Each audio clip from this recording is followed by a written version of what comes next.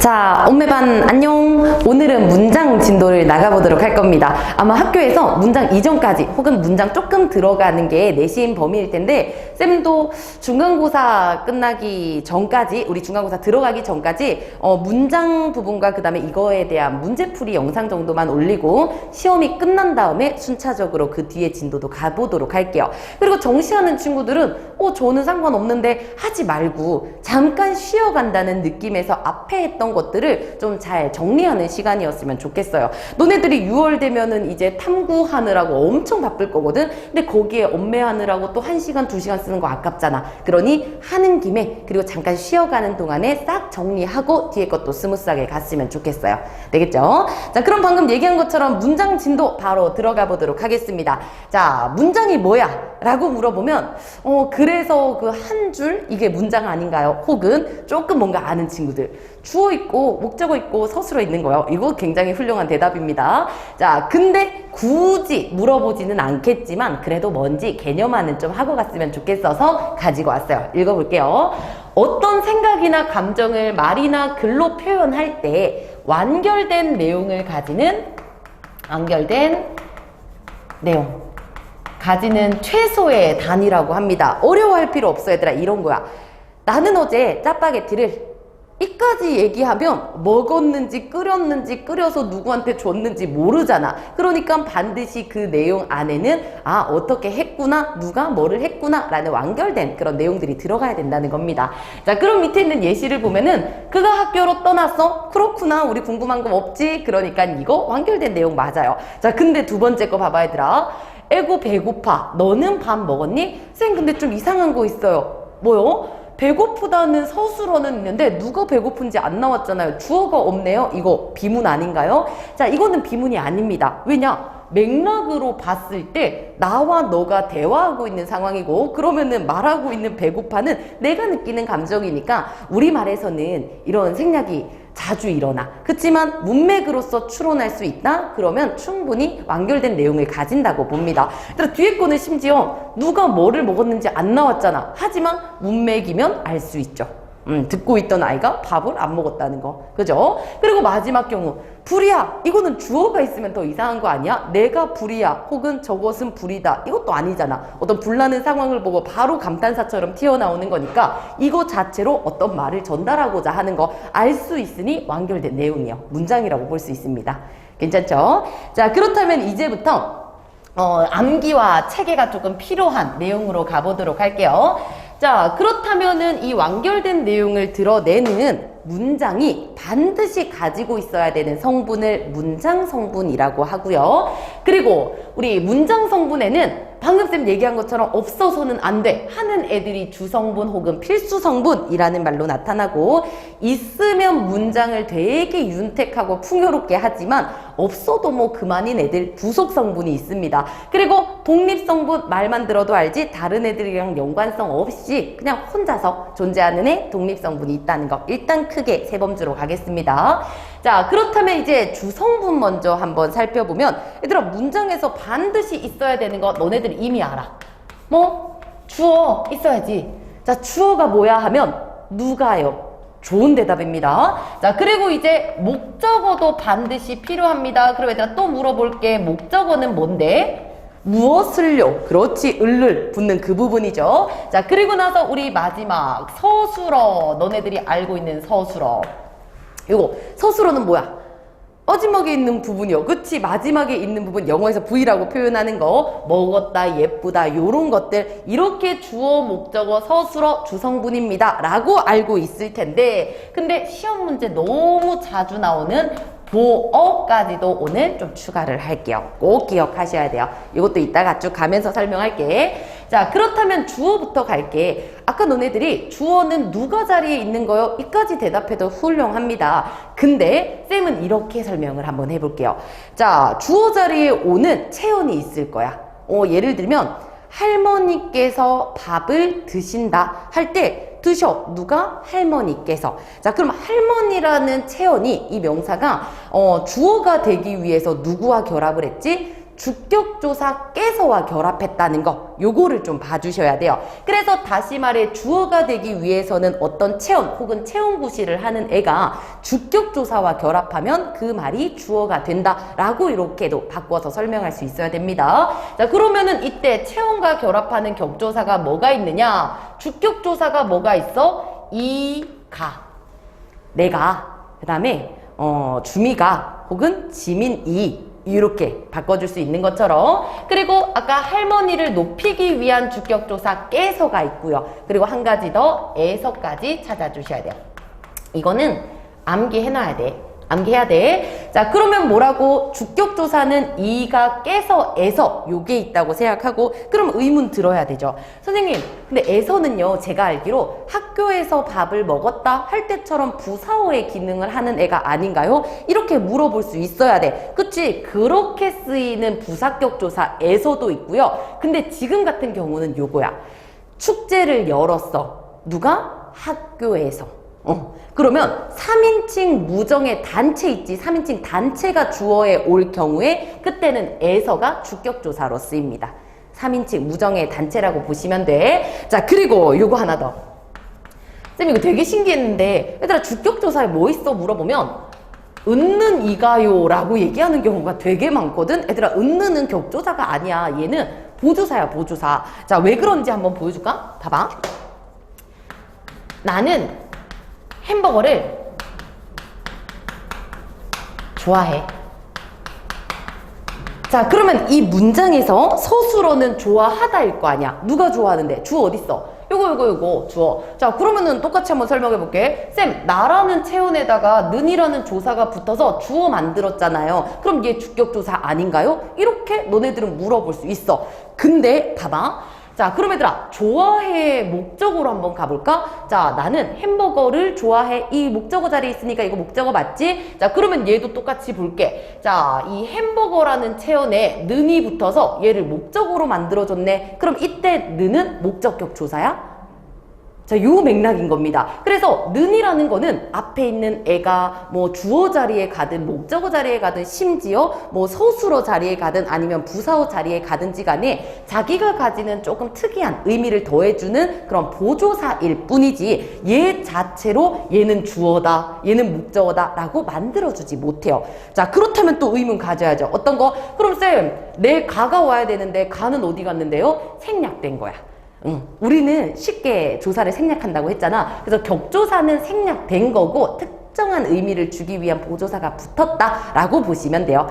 자, 그래서 결국 다시 돌아가면 은는 이가 아닙니다. 제발 은는 이가 아니야. 은는은 보조사이고요. 그 다음에 요거는 생략됐을 뿐이다 라고 봐주시면 됩니다.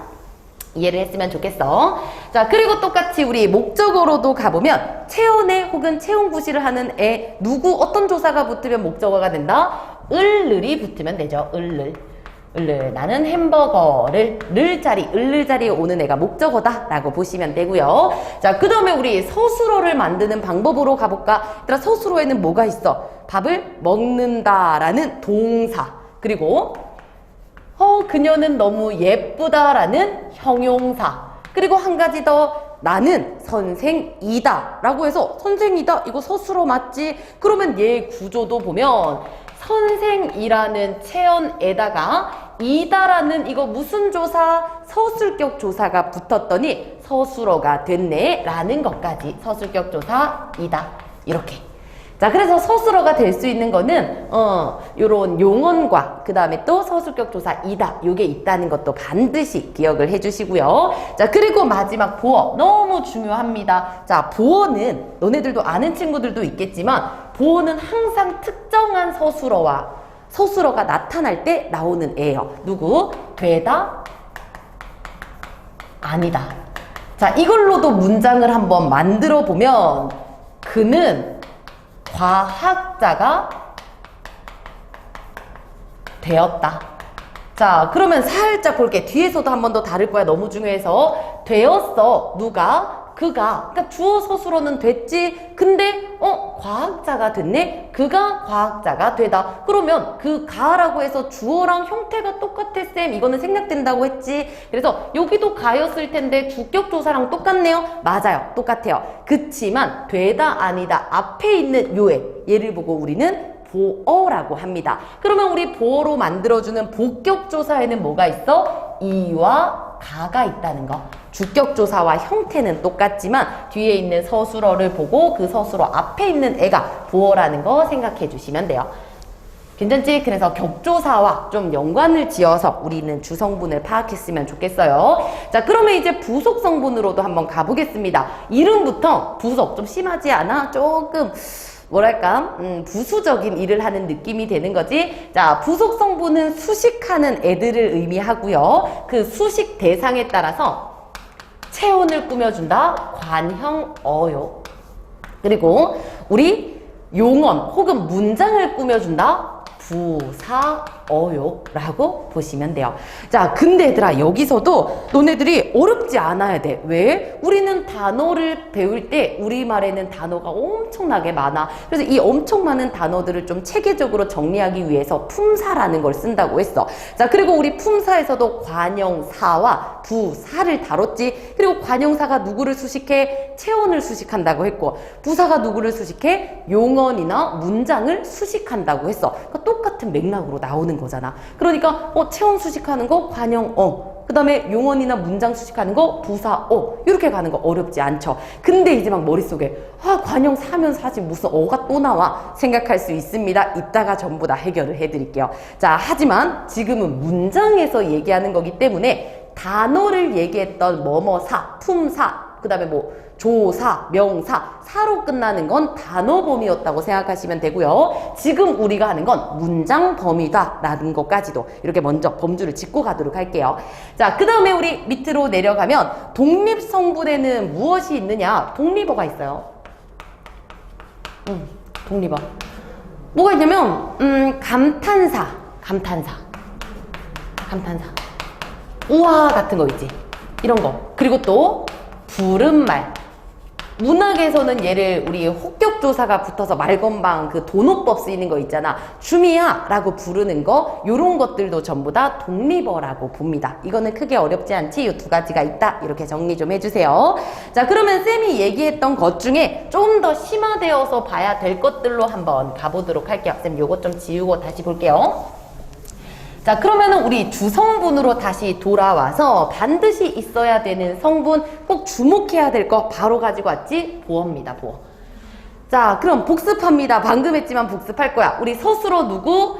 되다, 아니다 라는 서술어 앞의 이가를 복격조사라고 하고, 이 복격조사 이가와 결합한 체언을 보어라고 합니다. 됐죠? 자, 예시로서 다시 설명할게요. 나는 학생이 아니다. 얘들아, 아니다 발견했지? 그러면 주어, 보어 이렇게 가자고요. 됐죠? 자, 근데 이런 것도 이런 식으로 나와. 이렇게 너무 쉽게 주진 않으니까 봐봐. 학생이 아닌 나는 누구지? 일단 서술어 찾아볼까? 누구지? 누가? 내가. 자, 그 다음에 아니야. 뭐가? 학생이 아니야. 누가 학생이 아닌데? 내가. 그럼 지금 이 상황에서 얘들아 조금 어려울 수 있어. 서술어의 주어를 찾아줬고 아니다의 주어를 찾으니까 아마 생략된 내가일 거야. 그러니 이거 함정으로 자주 내는 건데, 나는 누구지? 주어 서술어 됐어. 근데 여기서도 학생이 아니다. 이런 식으로 자꾸 주어를 이렇게 엮으려고 하거든. 근데 여기서는 누가 학생이 아니라는 거지? 아, 내가라고 해서 주어가 숨겨져 있을 뿐이지 얘는 아니다 앞에 오는 보어라는 거. 형태를 다르게 하더라도 너네들이 찾아줄 수 있어야 돼. 함정 정말 많이 나옵니다. 되겠죠? 자, 그리고 밑에 것도 한번 가볼게요. 밑에도 보면은 그가 과학자가 되었다. 서술어. 되다잖아, 되다. 그러면 주어, 보어. 되다, 아니다. 앞에 있는 거 보어니까. 자, 근데 얘도 꼬아서 내면 멋져. 누가? 그가 멋져. 자, 근데 되다. 누가? 그가 됐겠지. 그러니까 여기서도 생략된 주어가 있을 뿐, 얘를 보고 주어가 나타난다 라고 하면 절대 안 된다고요. 얘는 그가 뭐가 되다 라고 해서 형태를 바꾸더라도 우리 보어 찾아주는 거 제발 함정에 빠지지 마세요. 하셨죠? 제발 제발 제발. 그래서 문장을 자꾸 쌤이 하는 것처럼 주어 서술어 표시를 하면서 찾아내는 연습을 자꾸 하셔야 됩니다. 괜찮죠? 보어는 너무 강조했기 때문에 머리에 콱 박혔으면 좋겠어. 자, 그리고 나서 우리 주성분에서도 또 다뤄야 되는 게 뭐냐면 서술어의 자릿수고요. 별표 좀 쳐주세요. 꽤 많이 나와요. 자, 서술어의 자릿수는 또 뭐냐? 서술어가 그 문장에서 서술어가 반드시 필요로 하는 문장 성분의 개수를 서술어의 자릿수라고 해요. 자, 이렇게만 설명하면 좀 어려운 것 같아서 쌤이 예시를 보고 한번 설명해 볼게. 자, 예시. 하늘이 아주 맑다. 얘들아, 여기서 서술어 맑다. 이거 서술어 맞지? 그치? 자, 그럼 뭐가 맑은지 얘기해야지. 뭐가 맑아? 하늘이. 그 우리 맑다 여기에서 반드시 필요한 건 요거 주어 하나밖에 없어. 그러니 반드시 필요한 성분 한 자리다. 이렇게 보시는 거예요. 쌤 근데 아주는요? 야 이거 없어도 사실 문장 성립하잖아. 하늘이 맑다. 끝. 됐죠? 자, 함정인 거지. 그 다음에 떠올라. 뭐가 떠오르는지 말해줘야지. 그러니 한 자리 꼭 필요하구나. 자, 마지막으로 핀다. 뭐가 피는데? 꽃이. 자, 됐지? 근데 쌤 빨리는 없어도 되는군요. 해서 한 자리다 이렇게 보는 거예요. 그래서 한 자리 서술어는 보통 서술어가 주어를 가져야 되는 경우라고 설명을 합니다.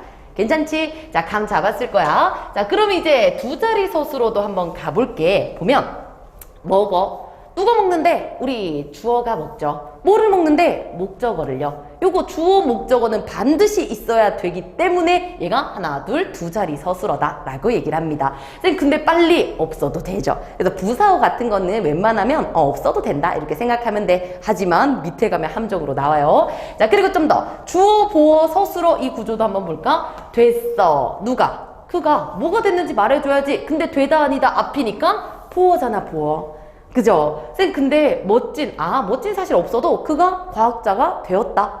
부속 성분들은 그냥 생략이 좀 쉽게 되니까 없어도 되니까. 됐죠? 이것도 두 자리 서술어 반드시 필요한 거는 요 두 가지. 자, 그리고 나서 이제 세 번째 얘에다가 별표 한 가지만 더 이렇게 쳐주자. 요게 문제야. 봐봐. 자, 닮았어. 누가 필요하지? 주어 반드시 와야 됩니다. 그죠? 근데 닮았는데 뭐랑 닮았는지도 설명해야지. 그래서 뭐랑의 자리도 반드시 와야 돼. 이렇게만 얘기하면 완결되지 않잖아. 나는 닮았어. 이렇게 끝나면 안 돼. 뭐랑도 반드시 필요하기 때문에 얘도 하나, 둘, 두 가지가 꼭 필요해요. 그때 이 부사어는 반드시 필요한 부사다라고 하여 필수적 부사어라고 얘기를 합니다. 필수적 부사어. 반드시 와야 하는 부사어요. 자, 근데 이거 이상하게 생각하면 안 돼, 얘들아. 그럼 적어놓자. 엄마와는 필수적 부사어야. 이거 아니야. 필수적 부사어는 서술어 때문에 결정되는 거예요. 예를 들어서 이런 거야. 나는 장을 봤다.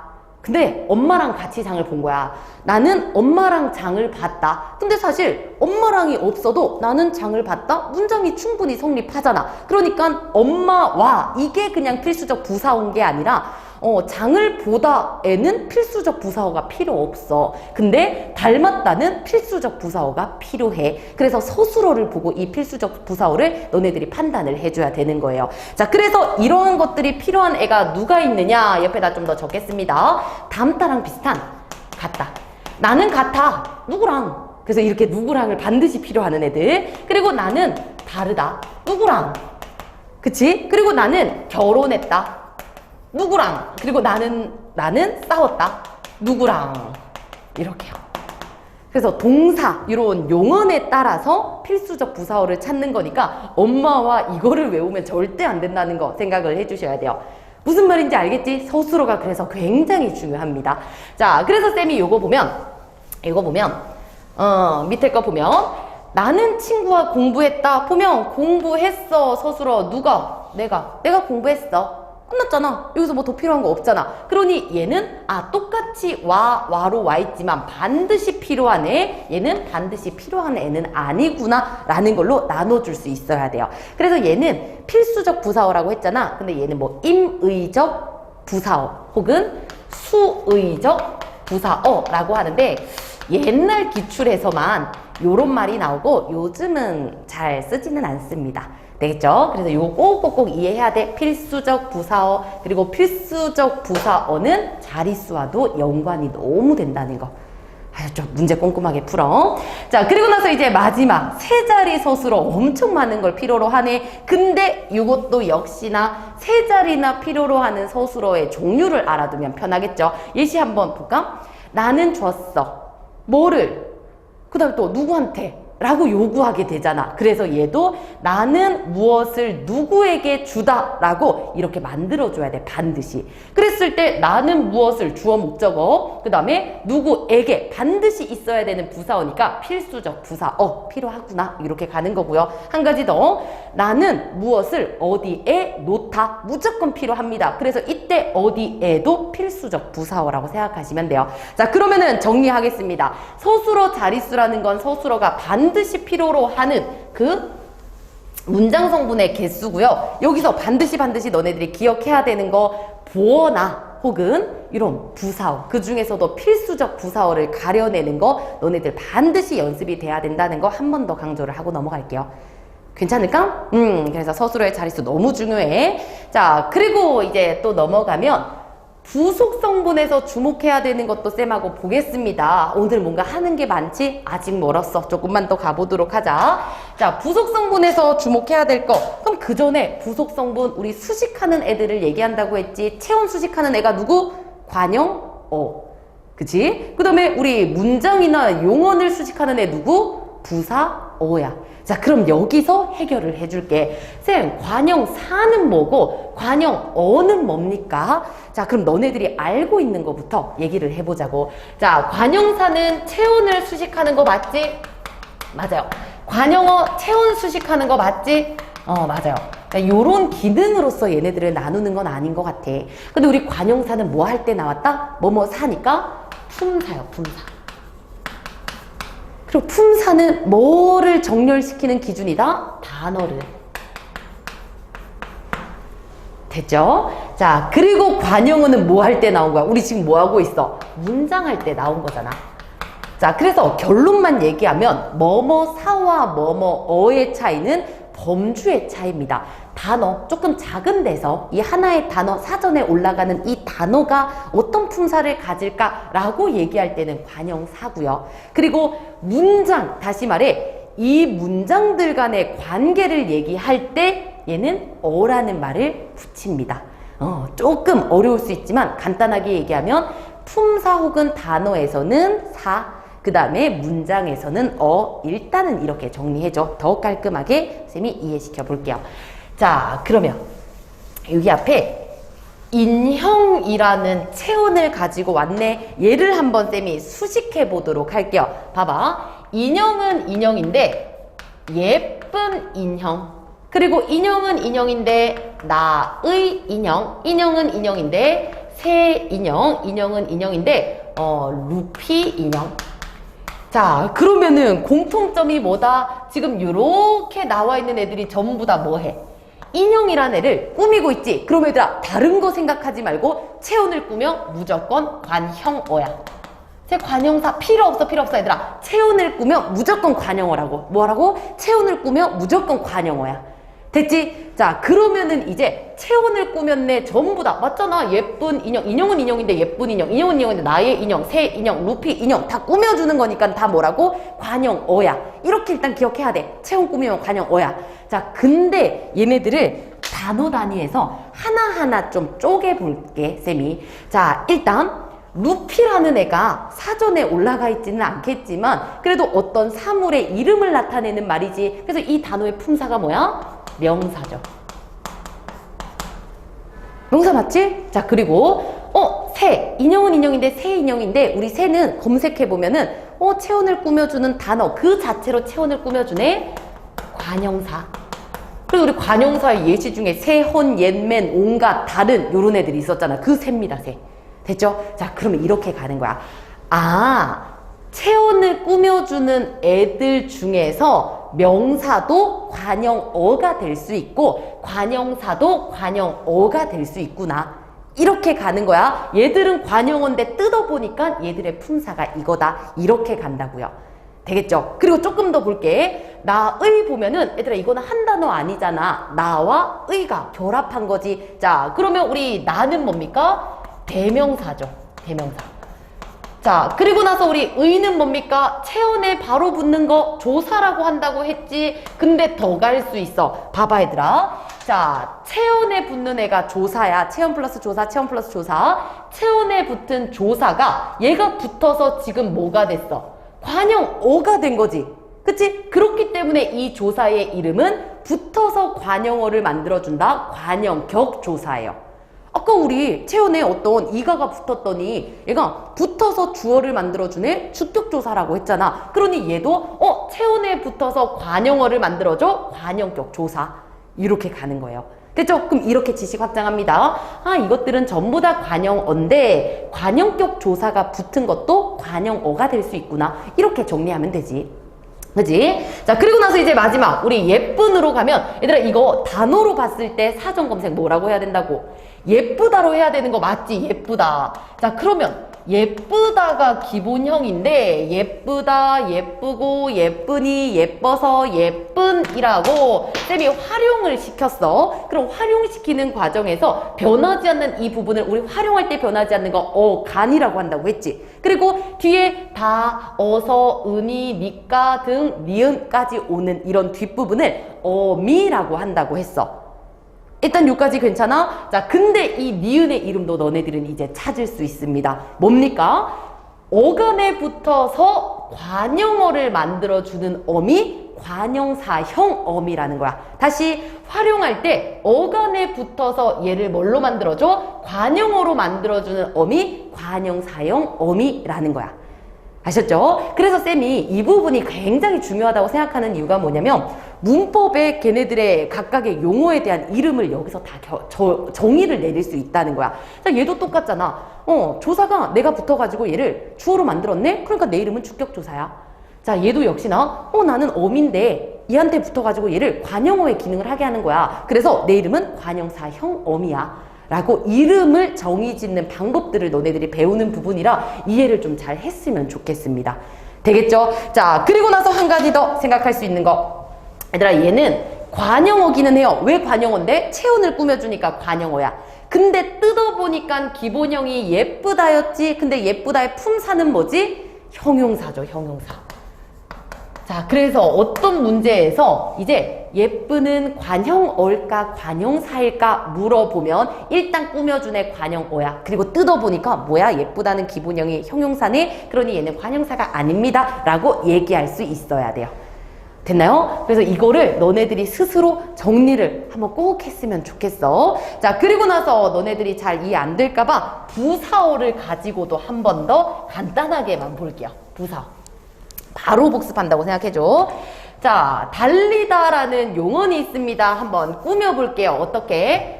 빨리 달리다. 그 다음 학교로 달리다. 그 다음 땀이 나도록 달리다. 자, 그럼 얘들아 이것도 마찬가지로 달리긴 달리는데 빨리 달리고 학교로 달리고 땀나도록 달리는 거니까 달리다 꾸며주고 있는 거 맞지? 그러니 용언을 꾸며주는 이들이 다 누구야? 부사어야. 아, 꾸며주면 무조건 관형어 아니면 부사어야. 자, 근데 그 다음은 어떻게 해라? 자, 각각을 뜯어보라는 거야. 자, 뜯어보면 빨리 사전 그대로 올라가는 거 맞지? 그럼 빨리는 그 자체로 부사야. 뜯어보니까 부사가 부사어가 될 수 있구나. 됐죠? 자, 그리고 밑에 있는 거 어떻게? 이거 체온에 조사 붙어 있네요. 근데 이제는 너네들 알아. 이 조사의 이름이 뭡니까? 체온에 붙어서 얘를 뭘로 만들어줘? 부사어로 만들어줬지? 그러니까 얘 이름 부사격 조사인 거야. 되지? 그럼 이렇게 결론 내리면 되죠? 체온에 부사격 조사가 붙은 것도 부사어야. 이렇게요. 자, 그 다음에 밑에 것도 볼까? 땀이 나도록. 자, 그러면은 요것도 보면 땀이 나다. 근데 요거에 한번 집중을 해보게 쌤이. 자, 나다를 보면 나다, 나고, 나니까, 나서, 나도록 등등등등. 자, 그러면은 이때도 나 플러스 도록이라는 거는 활용할 때 나다, 변하지 않는 나라는 부분과 그 다음에 변하는 어미가 이렇게 붙은 거야. 근데 이 어미의 이름 너네들 알지? 왜? 어간에 이 어미가 붙어서 부사어로 만들어졌잖아. 그러니까 얘 이름은 부사형 어미인 거야. 됐나요? 이렇게 정리를 해주시면 돼요. 자, 그러면은 이거는 마지막은 어떻게 정리하면 돼? 아, 땀이 나도록은 부사형 어미가 붙어서 어간에 부사형 어미가 붙어서 부사어가 될 수 있구나 라고 정리를 해주시면 돼요. 자, 그러면 다시 돌아가서 너네들 이거 관형사와 관형어의 차이가 뭐냐라고 해서 쌤이랑 밑에 쭉 써놨던 거 기억하지? 자, 단어 범위에서 봤을 때는 관형사고요. 그리고 큰 범위에서 봤을 때는 싹 다 관형어입니다. 이렇게 정리도 할 수 있어야 돼요. 굉장히 중요하죠. 자, 이거 이 정도면은 이해할 수 있을 거라고 쌤은 생각을 합니다. 자, 그러면은 이제 여기까지 봤을 때 문장 성분에 대한 얘기를 했는데 이만큼도 너무 힘들잖아. 근데 조금 더 힘든 길 한번 더 가보도록 할게요. 쌤이 여기 너무 지저분해가지고 잠깐 끊었다가 다시 진행하도록 하겠습니다. 자, 그러면 우리 다시 2부로 또 넘어가 보도록 할게요. 오늘 좀 빡세지? 자, 그러면 이때까지 문장 성분을 배웠다면 이런 문장 성분들이 이루어진, 이렇게 만들어진 문장이 어떻게 또 구성이 되고 짜여 있는지를 한번 보도록 하겠습니다. 자, 이제부터는 문장이 뭐야? 라고 하면 완결된 내용 요 개념은 잠깐 있고 주어 서술어 요게 문장이다 라고 생각하고 오시면 돼요. 자, 그렇다면 문장은 어떻게 구성되냐면 일단 주어와 서술어가 한 번만 나타나 그럼 혼문장입니다. 어렵지 않지? 자, 그렇다면 겹문장은 뭐겠어? 주어와 서술어의 구조가 2번 이상 나타나? 그럼 겹문장이에요. 괜찮나요? 자, 겹문장과 혼문장 나눌 수 있어야 됩니다. 자, 근데 겹문장이 벌써 2개 이상이니까 복잡할 거 아니요? 그래서 이 겹문장도 종류를 나눠요. 자, 1차적으로 이어진 문장 주어와 서술어의 관계로 이어지는 거, 요걸 이어진 문장이라고 하고요. 아는 문장, 주어와 서술어가 있습니다. 근데 그 안에 주어와 서술어가 또 나타나는 거, 이게 아는 문장이라고 보시면 돼요. 자, 크게 올라가서 주어 서술어 관계가 한 번이다, 혹 둘 이상이다, 겹문장에는 종류가 2가지가 있다, 이렇게 또 정리하고 가겠습니다. 자, 그럼 첫 번째 이어진 문장 뭐라고? 주어 서술어. 근데 이런 주어 서술어가 서로 나열되는 과정에서 얘네들의 관계에 따라 또 종류가 나뉘어져요. 자, 어떻게 나뉘어진지 볼게. 일단 앞에 있는 문장과 뒤에 있는 문장이 대등하게 이어져야 됩니다. 근데 우리 대등하다라는 말은 합성어 했을 때도 했지. 논, 밭, 피, 땀 이라고 해서 동등한 자격을 가지는 애들끼리 뭉치는 합성어 얘기했었잖아. 이것도 마찬가지입니다. 자, 그럼 문장에서 대등하다라는 건 무슨 말이냐면 얘들아, 똑같은 가치를 가지고 있기 때문에 순서를 바꿔도 상관이 없는 애들, 이런 게 대등하게 이어진 문장이라고 봐주시면 돼요. 앞뒤 순서를 바꿔도 괜찮습니다. 자, 그럼 보면 비가 오고 바람이 분다. 온다 뭐가? 비가. 분다 뭐가? 바람이. 주어 서술어 맞지? 근데 얘네들의 관계 한번 뒤집어 보겠습니다. 바람이 불고 비가 온다. 문제되는 거 없지? 똑같은 맥락으로 쓸 수 있으니까 얘네들 대등하게 이어진 문장입니다.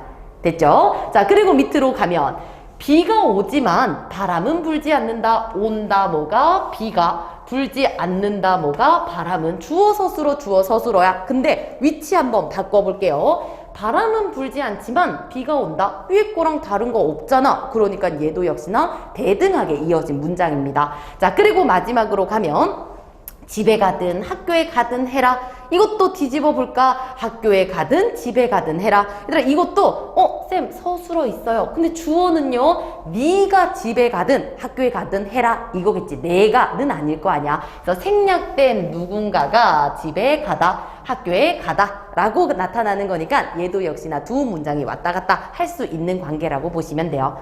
괜찮나요? 자, 그리고 나서 쌤이 조금만 더 이렇게 대등하게 이어진 문장을 그냥 이런 예시로 생각하지 마시고, 예시도 물론 떠올려야 되지만 얘들도 정리하면 나열의 관계예요. 나열의 관계. 비가 오고 바람이 불고 그 다음에 해가 쨍쨍하고 나열의 관계. 그리고 요거는 비가 오지만 바람은 불지 않는다. 뭐뭐 하지만 얘는 우리 대조라고 해야 되나? 얘는 뭐라고 하는 게 낫지? 대조죠, 대조. 뭐뭐 하지만 뭐뭐 하지 않는다. 대조. 대조. 그치? 걔가 착하진 않은데 돈은 많아. 걔가 돈은 많은데 착하진 않아. 똑같은 말이잖아. 그치? 대조입니다. 그리고 요거는 뭐뭐 하든 해라. 선택. 자, 그래서 세 가지 대등하게 이어진 문장은 내용 구조가 어떻다고? 나열되거나 대조되거나 선택의 상황일 때 대등하다라고 얘기를 합니다. 자, 그리고 우리 대등하게 이어진 문장은 순서를 바꿀 수 있다 생각해 주시고요. 이때 쌤이 밑줄 그은 것처럼 뭐뭐 하고 뭐뭐 하지만 뭐뭐 하든 얘네들의 공통점을 물어보면 대답할 수 있어야 돼. 뭐? 오다 오고 오니까 와서 오다 오지만 오니까 와서 등등등 어간 뒤에 붙은 어미예요. 어간 뒤에 붙은 어미입니다. 자, 근데 얘네들이 뒤에 있는 연결된 문장과 이어주는 기능을 하고 있기 때문에 이 어미의 이름을 연결어미라고 해요. 어렵지 않지? 뒤에 있는 문장과 이어주기 때문에 연결어미다. 자, 그리고 얘네들의 관계가 어떻다고? 대등하대. 그래서 대등적 연결어미라고 합니다. 그래서 우리 앞에 있던 그 관용어에 대한 혹은 조사들의 이름을 막 우리가 찾아보는 과정을 통해서 이런 거 이제 어렵지 않지? 이 말 나오면 딱 어떤 생각하면 돼? 어미야? 어간에 붙을 거야. 근데 붙어서 다른 말과 연결해 주는구나. 근데 어떻게? 대등하게 연결해 주는구나. 이렇게 가면 된다는 거지. 이것도 이해할 거라 생각합니다. 자, 그러면 대등하게 이어진 문장, 나열, 대조, 선택이 있었다라는 거 생각해 주시고, 자, 그 다음, 이어진 문장의 두 번째. 주어, 서술어가 만날 건데, 이번엔 종속적으로 이어진 문장이래요. 이것도 보면은 얘들아, 대등합성어, 종속합성어 요거 했을 때 그 관계가 수식의 관계인 걸 우린 종속합성어라고 했었잖아. 대등합성어랑 종속합성어 맞지? 자, 이것도 역시나 어떤 특정한 의미를 가지고 연결된 거야. 그러니 의미를 가지기 때문에 얘네들을 마음대로 바꾸면 안 돼. 예를 들어 이거지. 금비녀. 비녀는 비녀인데 금비녀야. 순서 바꿔서 비녀금 하면 안 되는 것처럼. 얘도 역시나 앞뒤 순서를 바꿀 수 없습니다. 자, 그러면은 한번 볼게요. 비가 와서 소풍을 취소했다. 쌤 거꾸로 한번 해볼게. 아, 이거 전에. 왔어. 뭐가? 비가. 취소했어. 누가? 우리가. 이렇게. 됐지? 주어, 서술어가 나오는 문장입니다. 자, 그러면은 얘네들의 순서를 바꿔볼게. 소풍을 취소해서 비가 왔다. 말도 안 되지. 그러니 얘는 앞뒤 순서 바꿀 수 없어요. 이때 얘네들의 의미 관계를 원인과 결과의 관계라고 하는구나. 다시 말해 이렇기 때문에 이 원인 때문에 이러한 결과를 가졌다. 그러니 마음대로 바꾸면 안 되는 거지. 됐지? 근데 얘들아 근데 옆에다가 하나만 써줄래? 앞절이 절은 문장이라는 뜻이야.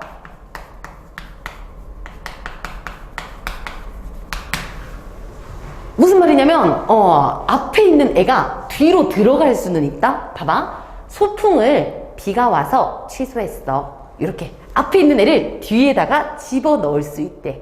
오, 신기하지? 자, 그래서 정리해야 됩니다. 종속적으로 이어진 문장이란 건 그 문장들의 관계가 좀 얽혀 있어, 복잡하게. 그래서 마음대로 이 앞뒤를 바꿀 수는 없지만 앞에 있는 걸 뒤로 넣는 건 가능하다. 이렇게 갑니다. 밑에 것도 볼게요. 비가 오면 소풍을 취소하자. 자, 거꾸로 가볼게. 소풍을 취소하면 비가 온다. 말도 안 되지. 바꿀 수는 없어요. 하지만 어떻게? 소풍을 비가 오면 취소하자. 이거는 가능합니다. 그리고 이때의 의미 관계를 조건이라고 하네. 그치? 비가 온다는 조건을 걸고 그렇다면으로 가니까. 괜찮죠? 자, 그리고 또 우리 책을 빌리다. 누군가가 생략된 누군가가 책을 빌리다. 그리고 생략된 누군가가 도서관으로 가다. 주어 서술어 만났습니다. 뒤집어 볼게요. 도서관으로 가려고 책을 빌렸다. 이상하지? 바꾸면 안 됩니다. 종속이에요. 그리고 이때 얘네들의 관계를 뭐뭐 하기 위해 라는 의도가 나오는 이 의도로서 연결되는 문장이구나. 이렇게도 가고요. 자, 그리고 빠르게 갈게요. 졸려. 누가? 내가. 그 다음에 참았어. 누가? 내가. 이렇게 가는 거지. 자, 그런데 우리 이것도 바꿔보면 잠을 참아 보는데 나는 졸렸다. 이상하지? 잠을 참아 보는데 나는 졸리다. 헷갈려. 자, 헷갈려. 그래서 바꿀 수 없어. 왜? 나는 졸린데 라는 지금의 상황이라는 어떤 특정 의미를 가지고 있으니까. 자, 그리고 밑으로 내려가면 양보. 나는 그렇게 이게 안 외워지더라. 그래서 그냥 외웠어. 그러니까 안 외워지는 게 아니라 이해가 잘 안 돼서 이게 왜 양보지? 이게 납득이 안 돼서 그냥 외웠습니다. 아, 양보는 뭐뭐더라도 이라도 뭐뭐라도가 양보구나 라고 그냥 외워버렸어. 자, 비가 오더라도 소풍은 가야 된다. 우리 뒤집어 보면 소풍은 가야 하더라도 비가 온다. 이상하네. 그래서 함부로 바꿔줄 수 없는 종속적인 문장이구나. 이렇게까지 생각을 해주시면 돼요. 자, 그러면은 얘도 역시나 정리했을 때 주어 서술어가 오는 이런 관계에서 의미 관계가 원인, 조건, 의도, 배경, 양보 같은 것들로 나온다면 종속적이야. 함부로 위치 바꿔줄 수 없어. 하지만 앞절이 뒷절로 들어갈 수는 있어. 자, 근데 얘들아 이거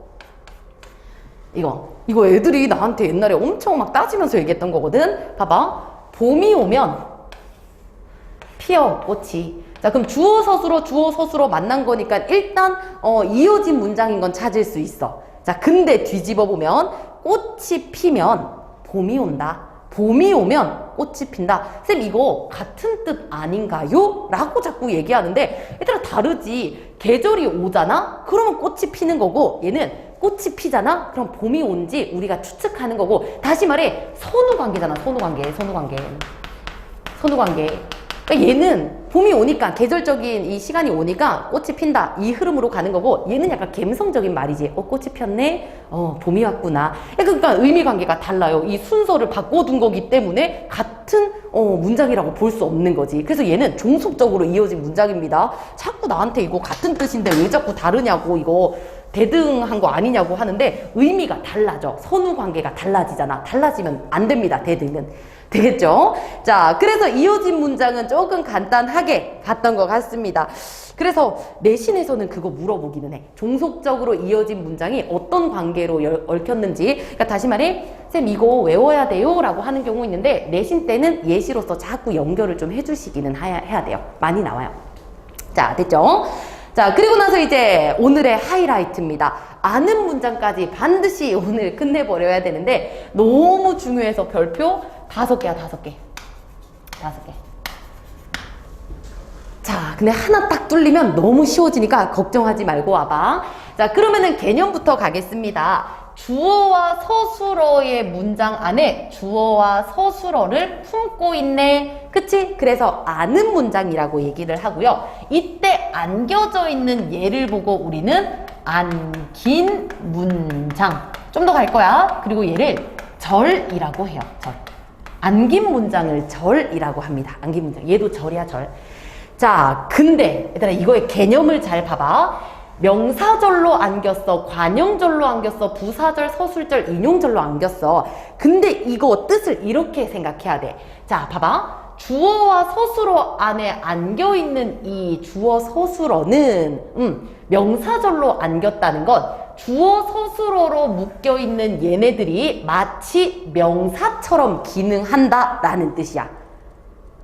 알지? 주어 서술어가 이렇게 안겨서 이 안에서 특정한 문장 성분처럼 기능을 하는 것이 안긴 문장이거든. 그래서 명사절은 뭐라고? 주어 서술어가 마치 명사처럼 기능하는 애를 우리는 명사절로 안긴 문장이라고 얘기를 해요. 자, 그럼 너네들 고민해야지. 명사처럼 기능하는 게 뭐지? 얘들아, 명사가 가장 크게 하는 일이 뭐냐면 주어나 목적어나 서술어 자리에 가는 거야. 근데 얘 혼자 못 가잖아. 주어가 되려면 누구랑 결합해야 돼? 조사와 결합을 해야 돼요. 그래서 명사처럼 기능한다는 거는 조사와 결합할 수 있다라는 뜻으로 봐야 돼요.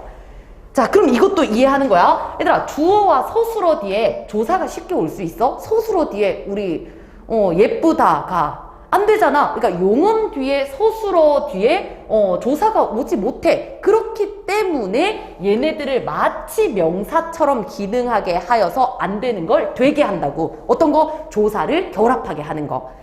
하셨죠? 요것도 개념 먼저 가야 돼. 나중에 그냥 암기해가지고 뭐 기 붙으면 다 되는 거 아닌가요? 이렇게 보면 나중에 자꾸 헷갈려. 그러니까 개념부터 잘 설정합니다. 주어 서술어가 만나서 명사처럼 기능하는데 명사처럼 기능한다는 건 조사와 결합하게 한다라는 뜻이에요.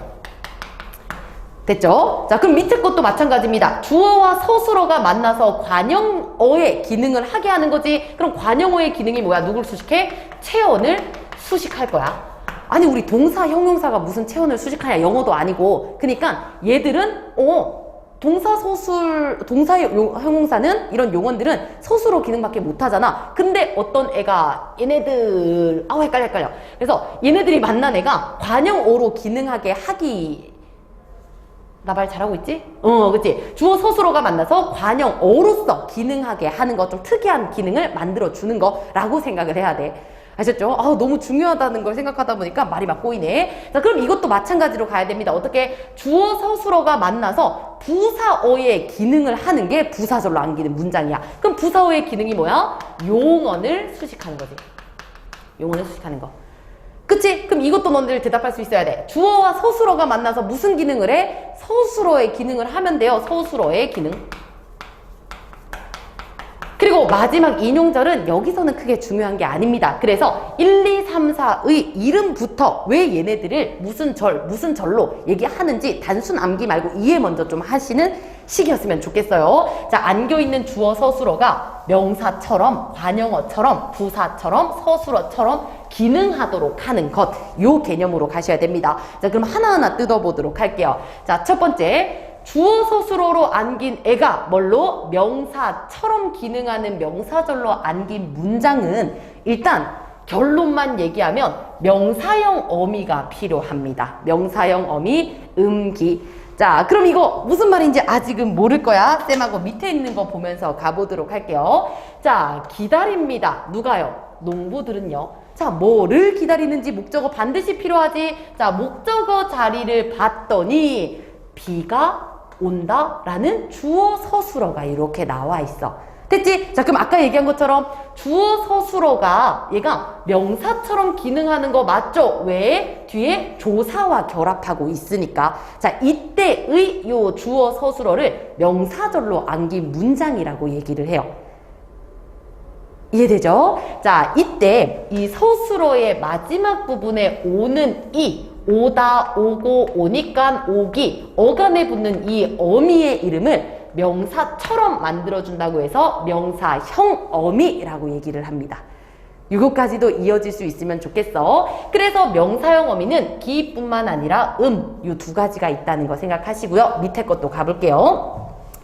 자, 이른 시간입니다. 뭐가요? 지금은요. 지금은 이른 시간이다. 됐지? 자, 근데 앞에 보니까 집에 가다. 누군가가 생략돼 있지만 누군가가 집에 가다 라는 주어 서술어가 있을 거야. 근데 뒤에 우리 또 조사 결합했네. 그럼 생략된 주어와 서술어가 조사와 결합할 수 있는 걸로 봐서 명사절로 안긴 문장이라는 거, 명사처럼 기능하고 있다는 것도 확인할 수 있어요. 그리고 뒤에 붙은 거 보니 아까 얘기했던 명사형 어미도 있구나.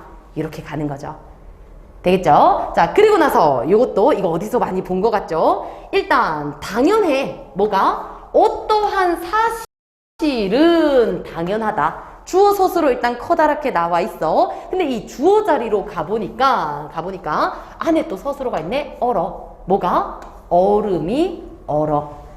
됐죠? 자, 그러면 얼음이 얼다라는 이 문장이 뒤에 조사와 결합하고 있네. 그래서 얘네들이 마치 명사처럼 기능하고 있기 때문에 명사절로 안긴 문장이야. 근데 이 마침 마지막 부분에 어미를 봤더니 진짜 명사형 어미 기가 있구나 라는 것까지 찾아줄 수 있어요. 자, 그럼 이 예시를 통해서 너네들 정리할 수 있어야 돼. 명사절로 안긴 문장은 주어와 서술어가 뒤에 조사와 결합할 수 있네. 명사처럼 기능하고 있구나. 명사절로 안긴 문장이구나. 그리고 명사절로 안긴 문장은 항상 음과 기라는 어미를 가지고 있구나. 이렇게 가주시면 돼요. 그럼 이런 것들이 연습이 되면 나중에는 어떻게 보냐면 음기가 보여? 그럼 무조건 이거 명사절로 안긴 문장이 아닐까? 이렇게 자동화돼서 찾으려고 한다는 거지. 이해되죠? 자, 그러면은 쌤하고 요거 너무 중요해가지고 우리 문제풀이 할 때도 쌤 막 별표 쳤던 것 같은데 이제는 명사 파생접사와 명사형 어미가 완벽하게 이해가 돼야 됩니다. 이것도 복습 겸 살짝 얘기해 볼게요. 얘들아, 접사야. 접사는 짝꿍이 누구? 어근이야. 어근과 접사는 뭐 할 때 나왔어? 단어를 형성할 때 나왔잖아. 그럼 얘 이름을 보면 아, 접사가 붙어서 뭘로 만들어줘? 명사로 만들어주는 애. 단어 형성할 때 나왔던 거 기억하시고요. 단어 형성. 자, 그러니 위에 있는 예시 중에서 얼음. 얼다라는 말에서 우리 어근은 뜻 있는 거 얼이지. 그리고 여기다가 누구? 접사 음을 붙였더니 얼음이라는 새로운 단어를 만들었어. 그래서 이때 음을 새로운 단어를 만든 접사라고 하고 뭐를 만들었어? 명사를 만들었다 해서 명사 파생 접사다 라고 한다고 했어. 됐죠? 자, 그러면 이번에 뒤에 있는 얼음이 얼다 라고 해서 얼다, 얼고, 어니깐, 얼어서 등등등등. 자, 그러면 여기서도 방금 활용했을 때 변하지 않는 부분 얼하고 그리고 뒤에 얼다, 얼고, 얼어서, 어니 뒤에 붙는 이때는 어간과 어미로 만났다는 거 생각하시고요. 이때 어미의 이름이 뭐야? 아, 주어와 서술어를 마치 명사처럼 기능하게 하는 명사형 어미구나 라고 이렇게 정리를 해주시면 돼요. 자, 그래서 얘네들의 차이가 뭐야? 얘는 명사고 얘는 동사지. 그래서 품사의 바뀜이 없고 얘는 품사가 바뀌어. 왜? 새로운 단어가 됐고 얘는 그냥 활용한 것 뿐이니까. 됐죠? 그래서 이것도 앞에 거랑 같이 이어서 복습이 될 거라 생각합니다. 요 개념으로 가셔야 문제 풀기가 어렵지 않아요. 자, 그리고 뒤로 또 넘어가면 이까지가 사실 제일 중요해. 자, 관형절로 안긴 문장이 뭐라고? 주어 서술어로 묶여있는 얘네들이 관형어처럼 기능을 하는 거야. 근데 관형어의 기능은 뭐다? 체온을 수식하는 애지. 됐지? 자, 얘도 결론만 얘기하면은 뒤에 붙는 거 아까 명사처럼 기능하는 거 명사형 어미라고 했지? 그럼 얘는 관형사형 어미가 될 거고 여기에는 은는 을던이 있어요. 아까는 음기가 있었던 것처럼. 자, 그러면 예시로서 보겠습니다. 드렸어. 누가? 동생이. 자, 뭐를? 이러한 꽃을 어머니께 드렸대요. 자, 그러면은 여기 있는 꽃 한번 보겠습니다. 꽃을 드리기는 했는데 꽃은 꽃인데 어떤 꽃? 색종이로 만든 꽃이야. 자, 그러면 앞에 있는 만들어. 누가? 동생이 색종이로 만든 꽃이야. 그러면은 지금 생략된 주어가 뒤에 있는 체온을 수식하고 있는 거 맞지? 그래서 주어 서술어가 마치 관형어처럼 기능하고 있네. 관형절로 안긴 문장입니다. 이렇게 보는 거야. 괜찮아? 자, 그리고 나서 아까랑 마찬가지로 관형어처럼 기능하고 있네. 마지막에 보니 만들다라는 어간에 뭐가 붙어? 니은이 붙어서 만든이라는 이 관형절을 만들었구나. 그래서 은는 을던 중에서 은이 쓰이고 있다는 거 생각하시면 되고요. 자, 그리고 나서 두 번째도 한번 가볼게요. 자, 이 책은 책이야. 책이야. 뭐가? 이 책은. 자, 근데 책은 책인데 어떤 책이라고? 어렸을 때 읽은 책. 그럼 책이라는 체온을 꾸며주고 있는 거 맞지? 그리고 이 안에를 봤더니 읽었어. 누가? 우리가 혹은 내가. 우리가 어렸을 때 읽은 책. 주어 서술어로 안겨있는 문장이 뭘 해? 체온을 꾸며주고 있으니 관형절로 안긴 문장이고 확인해보니까 은는 을던 중에 은이 쓰이고 있네. 됐죠? 똑같이 밑으로 내려가겠습니다. 자, 그가 범인이라는 사실이 드러났다. 드러났어. 뭐가? 어떤 사실이.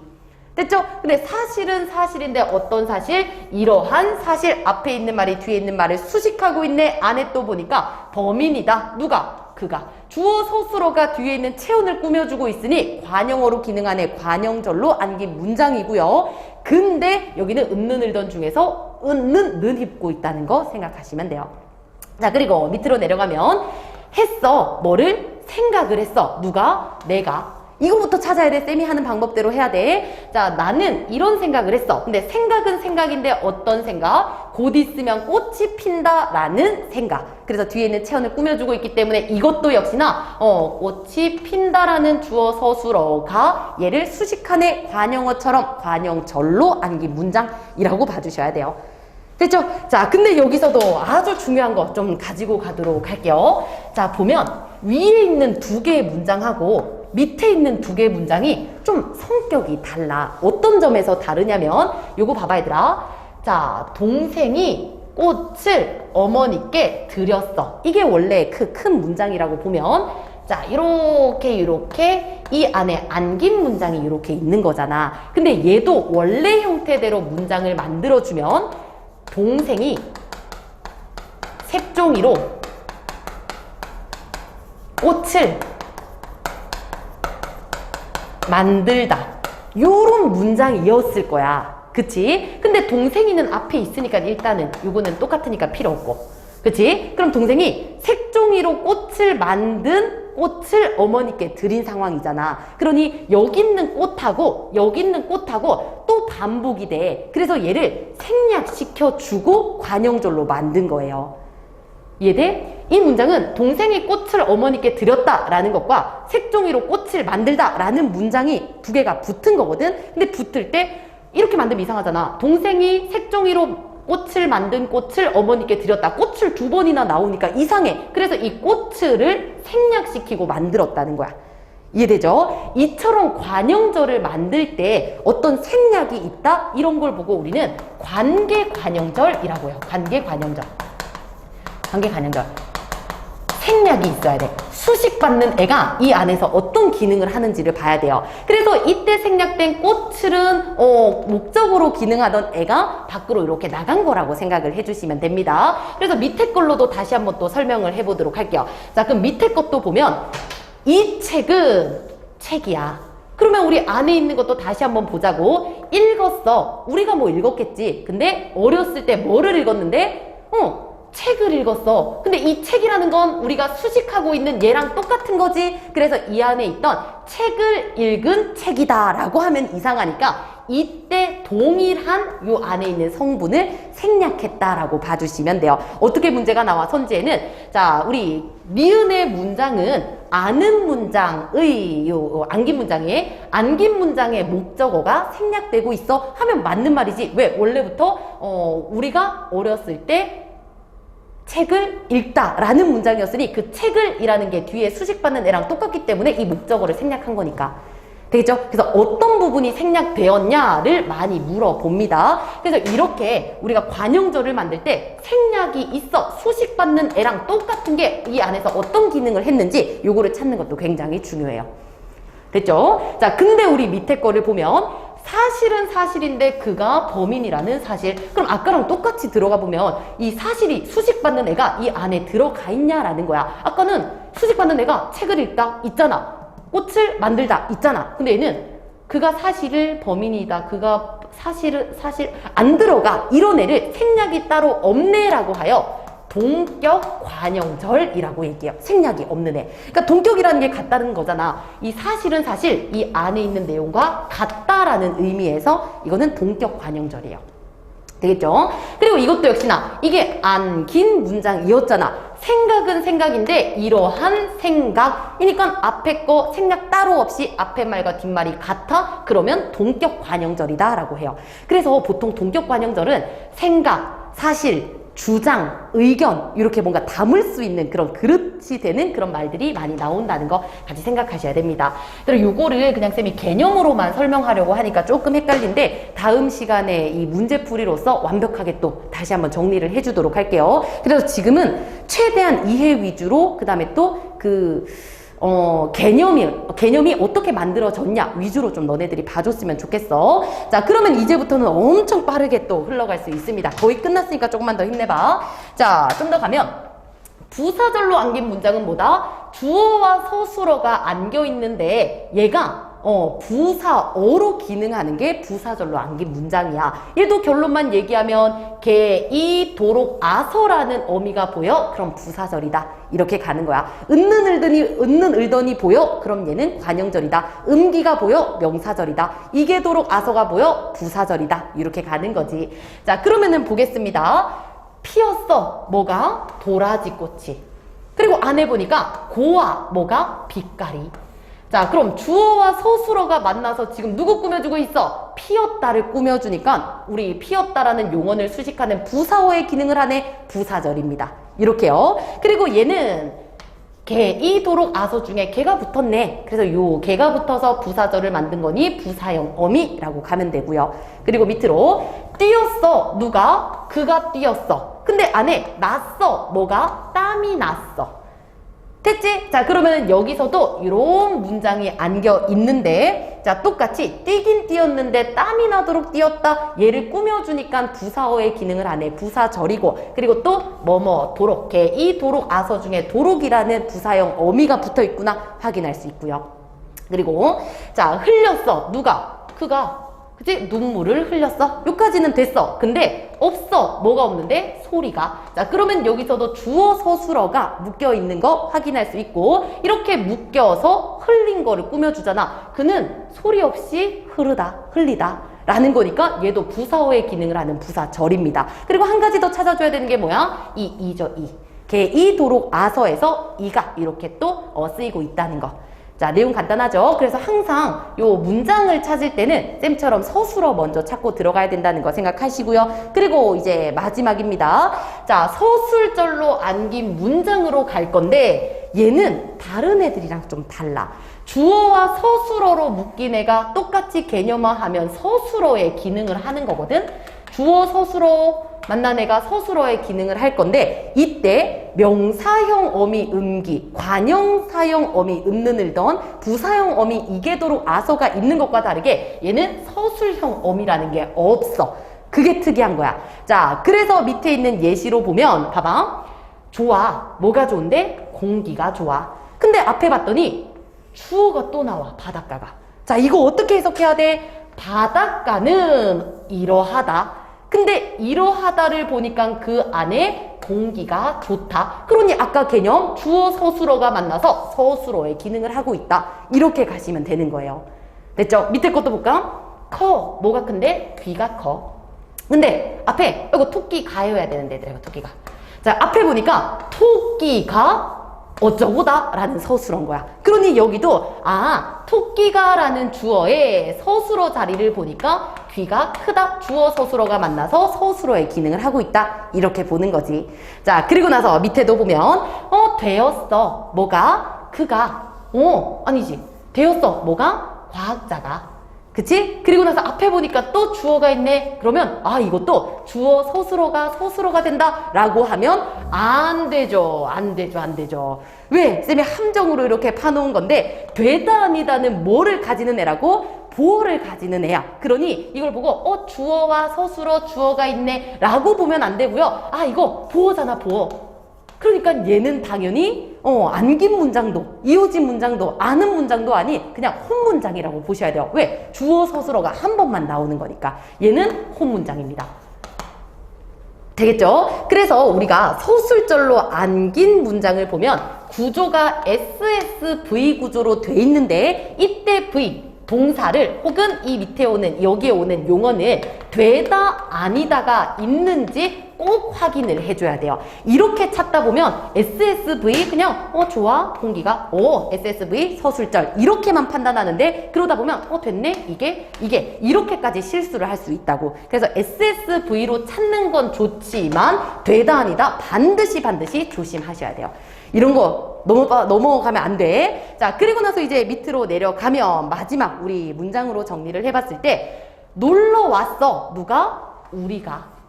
됐죠? 그리고 이쪽에 놀러 왔대요. 근데 바닷가는 바닷가인데 어떤 바닷가? 공기가 좋은 바닷가야. 그러면 체온을 꾸며주고 있는 주어 서술어니까, 그리고 심지어 은는을더니 있네. 얘는 관형절로 안긴 문장이라고 볼 수 있네. 이거 한번 정리해보는 거야. 자, 근데 이 관형절에 생략된 게 있는지를 살펴보면, 자, 공기가 좋아. 어디에? 바닷가가 공기가 좋다. 이렇게 가는 거 맞지? 그러면은 우리 관형절에 생략된 부분이 뭐냐? 이 수식 받는 애가 이 안에서 무슨 기능을 하나 봤더니 바닷가가 공기가 좋다. 주어의 기능을 했던 바닷가가 생략이 되고 있구나. 이렇게까지 가주셔야 돼요. 어렵기는 하지만 오늘은 개념화 위주로 가고 있다는 거 생각을 해주시고, 쌤이 다음 인강에서도 이런 거를 풀어서 문제는 어떻게 나오는지 같이 풀이 영상을 한번 찍어보도록 할 테니까 일단은 개념화 먼저 좀 해주시고요. 헷갈리는 거 표시하시고 쌤한테 꼭 질문했으면 좋겠습니다. 자, 오늘 좀 버거운 게 맞아. 쌤도 너무 힘드네. 막 정신 나갈 것 같아. 자, 그럼 오늘 인강은 이렇게까지 보도록 하고요. 다들 고생 많으셨습니다.